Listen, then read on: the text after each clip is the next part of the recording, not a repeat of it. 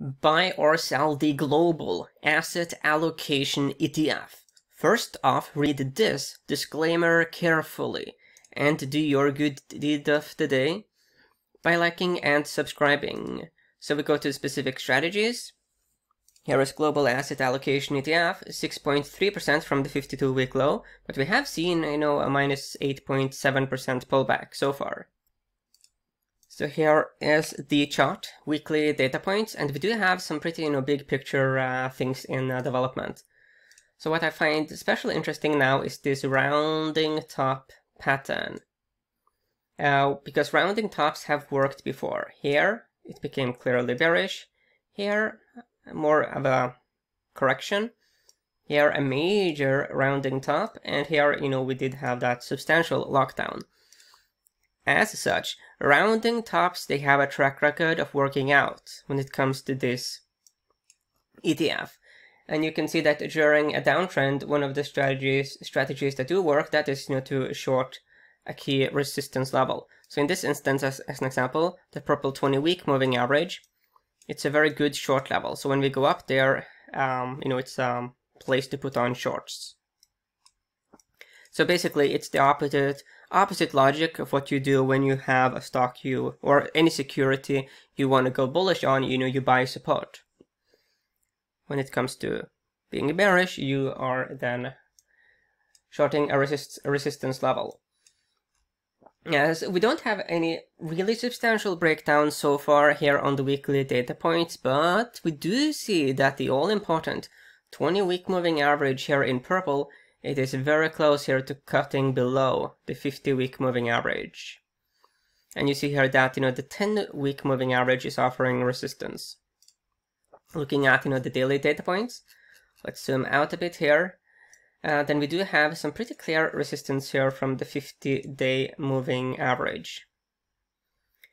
So it is a level that previously was used as a support level. You can see it here and here. And you also see that back here it was a resistance level. So it is a moving average that has some history. And if we go back to one of the previous major downtrends, like this one, so if we actually measure how substantial the sell-off was, so from this high to this low, that's minus 15%, and that is, a substantial pullback. And this is, in a global asset allocation ETF. So looking here at, the 50-day moving average, it was a pretty good level to consider short positions. So here, clear short. Here we do try to get above it, but fail. Here, here, here. So it was a pretty solid level. And at the time we did get above it here, we did face rejection at, the blue 100-day moving average. So yeah, I think that, this one looks interesting from a more bearish perspective, as certainly as long as the 50-day moving average is continuing to offer resistance. So here we have the death cross with the 50-day crossing below the 200-day moving average, and also the blue 100-day below the 200-day, which, is also not good for the bulls. Especially when you have a rounding top pattern. It would be different if we just had like a basic pullback to a support level, but this has been going on. So let's actually measure how long this breakdown has been developing.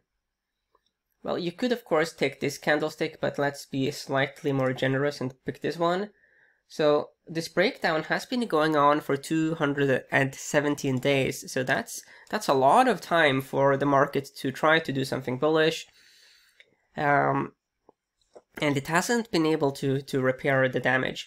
Another, technical resistance level here, that is the horizontal level. So let's draw that in like that. So you have horizontal resistance here, here, here, and here. Okay. When we look here at, these other indicators, MACD has been deteriorating for quite some time. If we go here to, let's go to the daily data points. We don't have anything really dramatic so far on accumulation distribution, so there are still, some people who are supporting the market here, well, specifically this ETF. And RSI and some of these PPOs are basically in the close to the neutral zone. Looking at RSI, since September 2021, we do have these lower highs and lower lows. So that is that corroborates a more bearish take.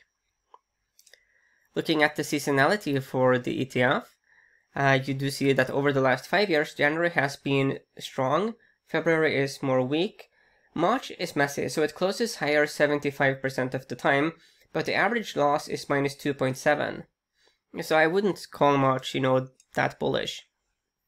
Over the last 9 years, January it has some decent strength, so the seasonality here is not too shabby.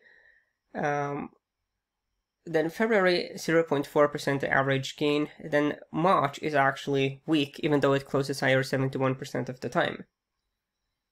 So the seasonality is a bit messy, as far as the bearish theses go. Looking at Finviz, we do not have that many levels. Well, we only have one level here that is really helping the bulls, and that is this diagonal trend line. But you do have this clear horizontal resistance here, and also this diagonal resistance in the form of this purple line. Okay. So when we compare the S&P 500 with the global asset allocation ETF and look at the holdings, well, let's first look at the performance. So over the last year, S&P has substantially outperformed. PE ratio is much lower here for the global asset allocation ETF. So let's actually compare. So let's do it like this, and then we put in S&P. So the PE for the S&P is 79% higher. That is significant. The dividend here is 2.6 for the GAA. That is good, much better than the 1.22% for the S&P. When you look here at the holdings, so we have 25 holdings here, and you see that there's a bunch of ETFs. Also here from Cambria.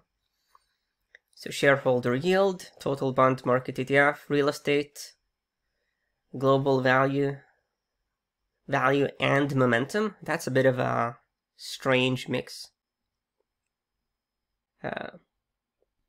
Though it could be good if the logic is that they want to find value stocks that have some bullish momentum to avoid, value traps. Yeah. So here you can see that there's a nice mix here of bonds and stocks. When we look here at correlations long term, 92% with the S&P, 97% with the total stock market ETF, and then 5% with the total bond market ETF, and minus 71 with the dollar index. So it is much, much more strongly correlated with global stocks than global bonds. And so that is quite interesting. I would expect it to be a bit more balanced correlation-wise.